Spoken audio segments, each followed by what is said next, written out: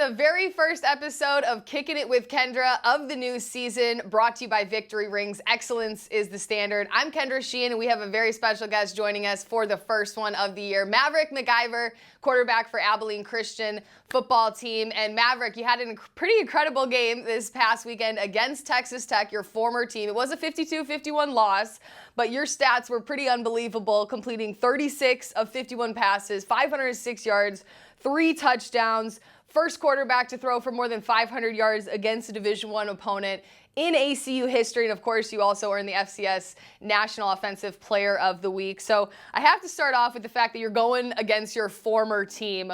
So what were the emotions like for you leading up to that game, knowing you were going to go into Red Raider territory?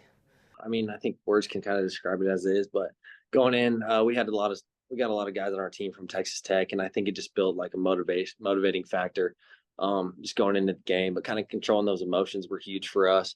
Just going in knowing like the game's about us. Don't worry about any external factors. Kind of worry about what we have to bring to the table and worry about our scheme and what we need to do to win, which unfortunately didn't happen. But yeah, so I think a lot of it was about just really focus on what we had to do and the internal, like put the game on us, like worry about us. Don't worry about whatever's going on outside of it.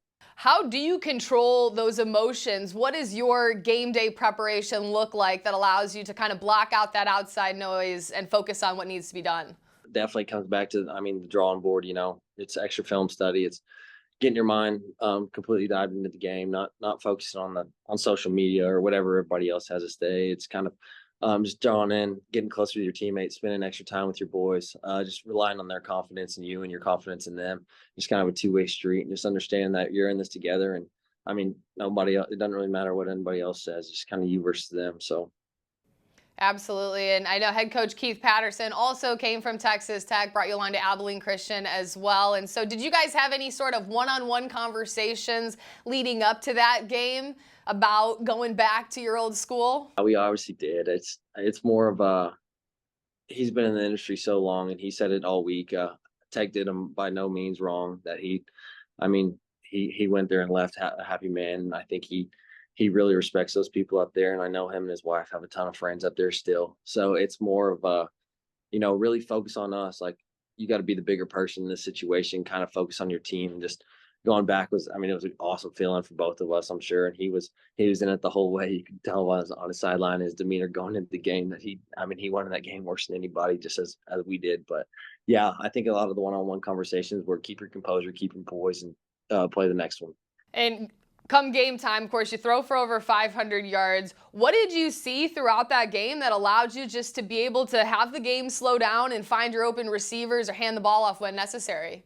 Our coach says it all the time. You got to be really prepared to play at a high level and be successful. So it was just, I think the preparation going into it really just sets you free. And I think once game time comes, it kind of slows the game down for you.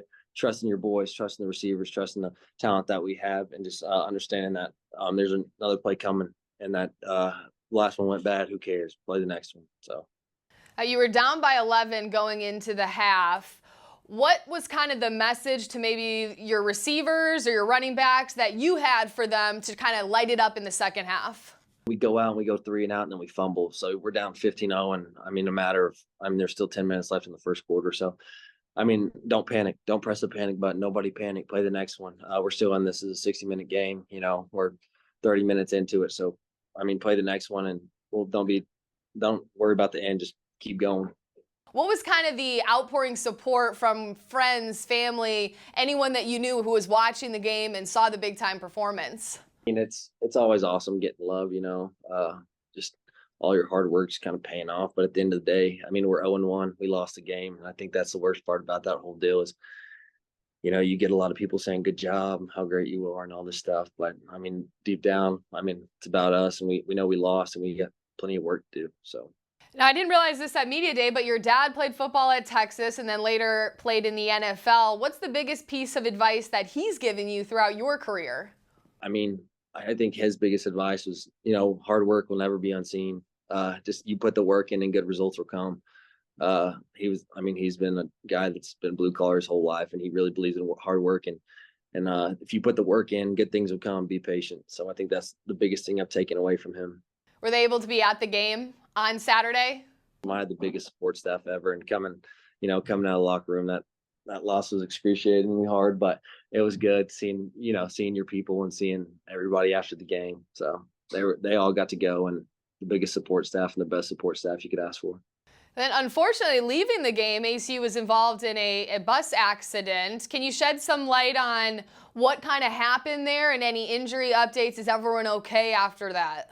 I think everybody's recovering right now. Obviously, nobody's left in the hospital, but yeah, that was a real bad deal. Obviously, that 19-year-old kid kind of drove into our bus pretty hard. I think he was going pretty fast and messed some of us up. But yeah, we're on the road to recovery right now, day by day, and yeah, that was not good at all. Yeah, certainly a scary situation, but glad everyone is okay after it. Now, this was the season opener. How did this year's season opener compare to maybe last year's or the year before that? This game weighed a little bit more. Not that last year didn't, but I mean, obviously going up to Tech is a whole different breed, and that atmosphere up there is absolutely crazy. And they got that new stadium, that south end zone, and a new speaker system, which was absolutely crazy. But yeah, I mean, you can't be a front runner, I guess you could say, and you just can't get up there and start one game off, the next game go down bad. So it's a confidence booster for sure, but it's hard to understand that you're 0-1, but it's something that you got to fall back in and just put the work in. Now, going into this week, what is the preparation look like in terms of having a home matchup and getting to play a conference game week 2? I mean, it's going back to what we know, going back to what we're good at, understanding that our scheme works and that you got to build confidence in it, and letting the boys know that, hey man, yeah, you can't get too far. Our coach says this all the time. I don't know why, but he always says it and it always sticks with me. But he says there's no 21-point touchdown, so play the next one. And I mean, as long as you play the next one, you'll be all right. Does your preparation change this week knowing it's a conference matchup, or you continue as usual because at the end of the day you want to get in the win column? Definitely. I mean, it's the first conference opponent, and I mean they're 1-0, we're 0-1, so it's something that we got to really dive into the books. And I mean, you got to prepare and stay consistent in your preparation every week. So I think it's the same outlook, but you just got to know that the work has to be put in. Hey, you're matching up against West Georgia, getting their debut win as a Division I team. What is it going to take this week to get the win? Execution, obviously. Going back to just playing these plays, it's last. And I mean, execution is huge for us on defensive side of the ball, offensive side of the ball. We got to be better on special teams this week, I think. We got to be just as good on offense, if not better. We understand that could be our ceiling, and we got to reach it. We got to be better than that. That certainly could be our standard going forward. And our defense, I mean, they're fired up. They're ready to play. So I think it's something to grow on as of last week, and this week should be just as good, if not better, hopefully. And we will. I mean, we've put the work in all week, and we got a couple more polished days, so it's been good.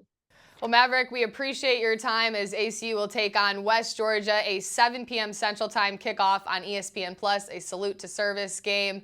Thank you so much for joining us. For the UAC, I'm Kendra Sheehan.